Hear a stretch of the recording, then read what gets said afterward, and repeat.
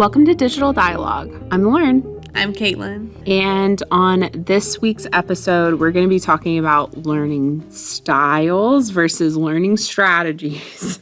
Yes, that's what the next 4 weeks of podcasts are going to be about. We're going to focus on learning strategies, how they differ from learning styles, and we're going to talk to some people who can give us some insight on them. But before we do that, Lauren promised that she would tell us some of the things that make her irrationally angry. And I'm going to call her on it today. Okay, fair enough. I know one of them. Okay, what is one of them? It's one we share. Mm-hmm. Claymation. Claymation makes me uncomfortable. It does. Yeah. It makes me angry. I hate watching it. There are a few times when I can look past it. Christmas movies. There are certain Christmas movies, traditional like Rudolph kind of things. It's never okay. But because I love Christmas so much, I can look past it. But I really hate it. The only ones I give a pass to are Tim Burton ones. Yeah. Corpse Bride and Nightmare Before Christmas get a check mark from me. But other than that, it's so icky. It is icky. So don't want to talk about it anymore. No. This whole conversation is going to be bad for me. But tell me some more. Tell me your other ones. The feeling of cardboard is not a favorite. Okay. I don't like the feeling of cardboard. I'm an adult, so I push past it. But it's just, I don't love it. Something about the scratchy texture, and it's kind of frustrating. That's really sad. It must take away some of the enjoyment from Amazon packages. Yeah, a little. But, I can cut open, get my items. And then what does help, though, is when I have to tear the boxes apart. Yes. Right? My frustration can be put to use in a helpful mechanical way. But you can use your powers for good. Right. Right. My Hulk-like strength for good. Another one is, this is also a texture thing. When you go to some restaurants, I'm thinking Italian restaurants mainly, where there is a table, of course, and then there's a tablecloth, and then they put that really thin piece of, paper over the tablecloth. I don't like that piece of paper there. I find the texture of it frustrating. Again, it's just kind of itchy and scratchy. Also, it's really frustrating to draw on because a lot of times they'll here's a few crayons. Have fun. Entertain yourselves while you're waiting for your food. Yeah. It's really frustrating to write on something soft. Oh my goodness. Yes. So I just find the whole experience not enjoyable. If it was a piece of paper over a hard surface, it would be better. Yeah. Then at least I could have fun with the drawing. I can't even have fun with the drawing because there's no surface. There's no real hard surface to facilitate the drawing. Yeah, and it's got to ruin tablecloths too because people don't stick to crayons. They pull out their pens and then they're jabbing through the through the thin paper onto the tablecloth they're trying to protect. And then the last one that I can think of at the moment is sports caps on water bottles or on sports drinks bottles where they're almost suction-y. So it's there's a little plug there almost that you have to kind of force the fluid past in order to drink it. Yeah. And it always kind of sucks back on you. And I hate that so much. I don't even want to talk about it anymore. I like those. I hate it. It reminds me of kind of what we called Mr. Thirsty at the dentist office. When they they do the water jet and they're cleaning your teeth. And then they put in the suction thing, Mr. Thirsty. When they put that in there and they go... Love that. Yeah. So much. Yeah, I don't love it. That's Mr. Thirsty. Yeah.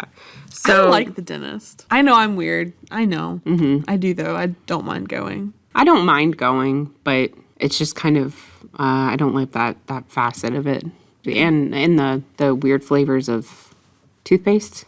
Because sometimes they'll give you a choice, right? They'll be like, do you want this or this? I always pick mints. Yeah. I had a dentist once upon a time that had really exotic flavors of toothpaste. Ew. And it was one time she was like, do you want the raspberry cheesecake flavored toothpaste? And I was like, I think I was probably like, yeah, sure, whatever, because I was like a kid, right? Yeah. And I think that was probably part of it, is she was trying to make it more enticing or less scary if it was like a yummy flavored toothpaste. Yeah. But like, I just remember it being like really weird. Yeah. Because like, just stick with the mint. Yeah. You reminded me of a really funny story when you made your beautiful sound effect a while ago. Mm-hmm. So when I was younger, my aunt and I went to the grocery store. My aunt's only 9 years older than me, so we grew up really close. And we were asking someone, we could not find whipped cream. And so we asked a lady, and she was probably a teenager too. We asked her, where the whipped cream is. And she looked us dead in the face and she said, you mean... and like spun her hand around. Right. And I thought we were going to lose it. We were like, yeah, that's exactly what we're looking for. Where is that located? She was like so serious though. She was like... That's a good sound effect. That's perfect. Oh my gosh. And we did get the whipped cream. Good. She knew where it was. She knew where. Well, that's good. Just maybe not what it was called. Oh my goodness. Okay. Well, let's talk about learning styles and maybe why they're not all that accurate and important. I'm kind of new to this whole discussion of learning styles versus learning strategies. So I don't really know much about, we've all heard learning styles though. Well, when we were first pitching this podcast, it kind of, we were just expecting to do learning style things. And it was news to me that there was controversy about it. And we're going to get into that. Yeah. And why it's cool and why it does matter. And there should be controversy. Yeah, there should be, quite frankly, rightfully so. So I feel like, what are the main styles, learning styles? There's visual. Yeah. There's auditory. There's reading, I think, is one. Mm-hmm. And then is it kinesthetic? Kinesthetic, yeah. So that's the VARC, right? So there is a VARC questionnaire out there. Do we want to take the VARC questionnaire? We might later. Okay. I want to talk about what you perceive as your learning style. Because I have my learning style has not changed since I was younger. Mm-hmm. I say younger, probably high school, definitely college. And I just want to see if after we take that test, if I'm accurate in that. So I think this was really solidified for me in college. I got my degree in English. And so for me, auditory is the best. That's kind of my learning style. That's where I sit comfortably. If I'm listening to something, that's kind of how it gets ingrained in my head. I'm just curious if that's true. Mm-hmm. But I also think that me thinking that and knowing that and being so attached to that has maybe been a little damaging. Because, that doesn't lend itself to something like math, which is something I struggle with. Yeah, for me personally, I don't know really where I fit. I feel like I probably flitter in between different things. And maybe that changes depending on what I'm learning. Yeah, which is how it should be. Yeah, like if I'm reading a book, I don't think that I would do well with an audiobook because I think that wouldn't be engaging enough for me. I do really well when I'm reading and listening to an audio recording of what I'm reading at the same time. Yeah. That's how I feel like I'm engaged in multiple ways, and it helps me focus. You're immersed in it too because your eyes and your ears are... Exactly.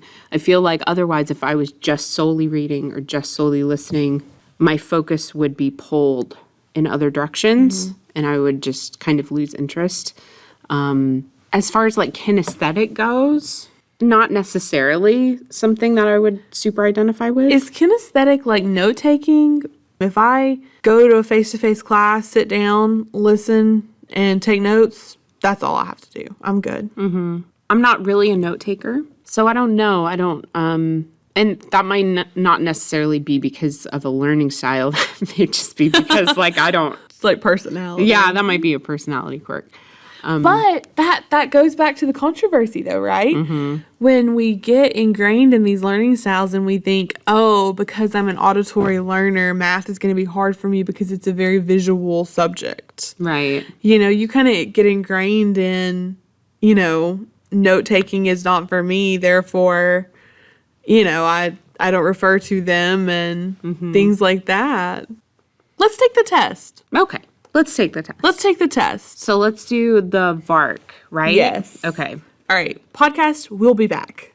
And we're back. Through the power of editing and pausing.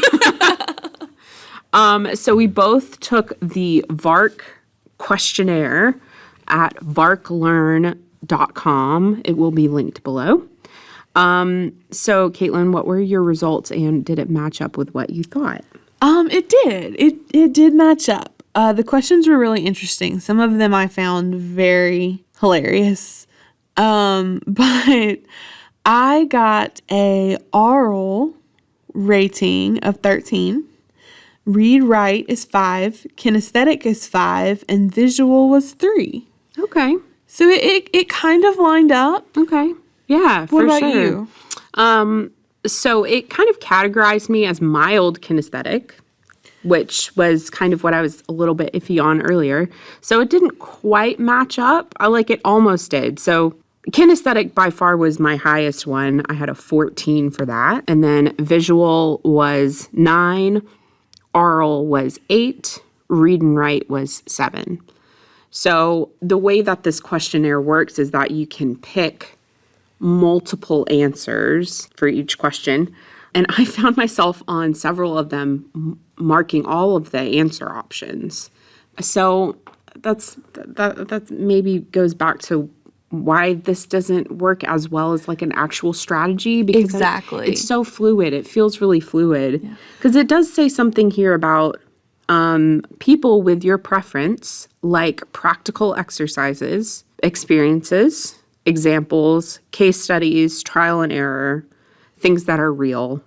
But that tells me enough. That kind of tells me what I need to know. So I would say those things that it's telling me that I should like, things like trial and error, that's true. Yeah. I would say I learn pretty well by trial and error. Mine says my learning preference is very strong oral. And so it says people with your preference like listening, discussing, talking, questioning. And I do feel like that fits with me. Because that is how I would tend to go about something. If I run up against a problem, I would instantly think, oh, let's go ask someone who knows, rather than where's the instruction manual. Yeah, and have to read through. Yeah, because if I can get an answer in like 10 seconds versus the hour of hunting, I think that this learning styles versus learning strategies is ending up being a little harder than we thought it would be to talk about. Just because I think that we've kind of realized the shallowness of learning styles and boxing yourself in a corner. And I don't think I articulated this well before, but having always had the impression that I was a low visual learner, I don't think I ever took the opportunities to embrace visual learning. And I think that's why learning strategies are far more important and advanced than learning styles. Because learning strategies, you don't get the opportunity to box yourself in because each subject has different strategies attached with it. Mm-hmm. And you're never pigeonholing yourself with a strategy. If one strategy doesn't work, exactly, you just bounce to another one and try that one. Mm-hmm. So I found a paper that tries to kind of fit learning styles with your Myers-Briggs. Oh, I love Myers-Briggs. So, Caitlin, what is your type? INFP. You're an INFP. Yes. Okay. I probably won't remember that, so you may have to remind me of that. But according to this paper, this is what they're trying to correlate with your type. So if you're an introvert, it says that you take time to reflect so that you have a clear idea of what you'll be doing when you decide to act. Yeah, I would say that's accurate. Okay. And then it also says, I often prefer doing things alone or with one or two people that I feel comfortable with. Yeah, I would say that's accurate. Okay, so it says that you're kind of in a reflective learning style. Reflective learners prefer to think about things quietly first, and that you prefer to work alone. I do think that's true. So then you're also intuitive, right? That's the N. So you're IN. Okay. So for intuitive, I'm interested in new things and what might be possible. And I like to work with symbols or abstract theories. Yeah. Okay. I do. Yeah, I like symbols. I like being able to put things in boxes and label them, and like, I don't know if that's what they mean by symbols, but I like that. For the style associated with intuitive people, the style is actually just called intuitive. Oh. So intuitive learners Sounds like a cop-out. right, a little lazy, but okay, fine.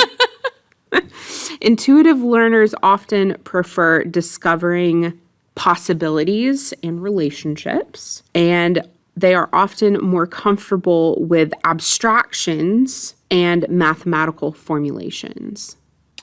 I don't think that one fits quite as well, because as much as I would like to not be this way, I feel like I tend very towards the black and white in some areas. I mean, I think some areas I would definitely be more flexible, but I do think overall I don't deal with abstract as well as I would like to. And so you also said you were feeling. Would this be something that you would say, I believe I can make the best decisions by weighing what people care about and the points of view of persons involved in a situation? Yeah, I think that would be a goal I would try to strive towards. Doing something that everyone wanted, or not maybe wanted, but taking everyone's feelings into account. Yeah. Where I think I'm getting a little hung up on it is it would depend on the situation, because if it's something that, again, this goes kind of back to the black and white thing. If it's something I have a moral objection to, I'm not going to side with Right. I'm not going to change my ideas because that's what the group wants. So this kind of says that you might fit into a visual learner kind of style because you remember best what you see in either pictures or diagrams, flowcharts, timelines, films, demonstrations. I'm not sure that's accurate. And then you're perceiving, right? So you're that P. So you seem to prefer a flexible and spontaneous way of life. That's true. And you like to understand and adapt to the world rather than organize it. Yes. Okay. I don't organize anything. So this says that you would be considered also a global learner. You tend to learn in large jumps, absorbing material almost randomly without seeing connections, and then suddenly getting it. I feel very called out with that one. You're like rude. Yeah. That is very much my style. I will jump all over the place. And then just like new obsessions and hobbies and diving in way deeper than I need to. So as an INFP, it's fitting you into reflective, intuitive, visual, and global.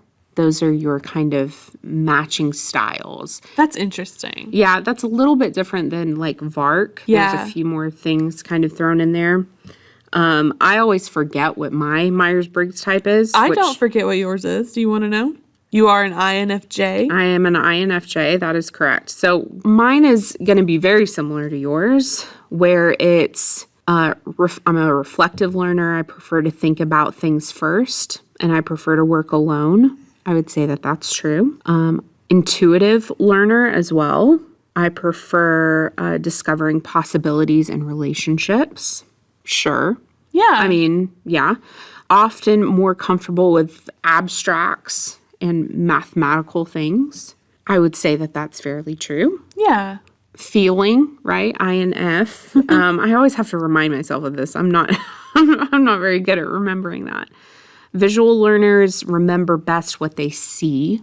That's probably true. In terms of, I would remember it better if I saw it in a film versus maybe reading it in a book, because there's that strong visual attached with the information. So that might be true for me. And then I'm a J. That's really where we diverge. So it's describing a judging person, a judgy judgerton. I'm sure it doesn't mean it quite like that. I seem to prefer a planned or orderly way of life and like to have things settled and organized. 100%. Yeah, that's totally you. 100%. So it's actually putting me into a sequential learning style. So sequential learners tend to follow logical, stepwise paths in finding solutions. I would say that that's pretty true. Yeah. And I love that we're so close. Like we have so much of the same, but then those last ones. The last really ones. like peg our personalities. Definitely. And our offices. Lauren's is always so neat and mine is like piles, but I know where everything is. So that's interesting. I had never seen that before. I'd never seen the two compared. Again, maybe still not 100% spot on because we're talking about styles. Exactly. And not strategies. Yeah. Yes, because I feel like styles, just the very nature of them, try to pigeonhole you. Yeah. You know, and strategies go so far beyond that. We're not going to get too much into learning strategies today. Next week, we're going to have Dr. Tori Norris on. She did her dissertation on learning strategies, and I believe one in particular. And so we're going to really dive in depth with her next week on learning strategies. And we kind of wanted to go into this a little blind so we can learn about it too. We are not doing this podcast claiming to know everything. We are doing this partly so we can learn, and we're excited to do that. I'm excited to learn more about strategies. Yeah. Which sounds more helpful. Which I think is a good segue into our tech corner, because today Lauren is going to talk to us about a text-to-speech program. So the website is called naturalreaders.com. It is an add-on to Chrome, so it's like an extension. I actually just use the online version, but they give you an option there as far as which one you want to click into. If you want to actually add something to your browser, you can certainly do that, or you can just pull into the free reader. I use this all the time, especially if I am proofreading something. So I am someone that is always proofreading what I'm writing because I'm constantly trying to make sure that my wording is correct and that I'm conveying the message that I need to and that I want to. I'm sure we've all had those things where it's like, I cannot read this one more time. Yeah. So it's just a way of hearing somebody actually read your text to you. And it's really, really helpful. It goes back to, I think, what we were talking about earlier about how I prefer to learn and to take in content, which is read it and hear it at the same time. See, if it was me, I would probably have the voice playing in one tab, and then I would be doing something else in this other tab over here. Which you can definitely do that. All you have to do is drag and drop your files, or you can type directly into the box, or you can copy paste into the box. You can choose your reader voice. You can choose the speed. And it's just really helpful. It helps me kind of pick up on grammatical errors and misspellings and all different kinds of things. So I always love it when you can choose your reader voice. yeah, you can do 20 minutes a day with a premium voice, which does sound much more natural. But you can also do just the free voices, which are a little more Roboty. yes, robotic. but that's unlimited. You can also do like an MP3 conversion. So I think you can like download an audio file if that's something you need. Cool. And then when and if you add it to Chrome, you can listen to web pages, emails, PDFs. It plugs into Google Docs. This is something that I'm learning about today, and I'm so excited. I think this is going to like help me so much. It's called naturalreaders.com. And again, you can just use the online version or you can install the plugin for Chrome. And so I think that's it for today's episode. Thanks for joining us, guys. Thank you. And don't forget to shoot us an email, shoot us a speak pipe. Like and subscribe. Like and subscribe, absolutely. And we will see you guys next time. Bye. Bye.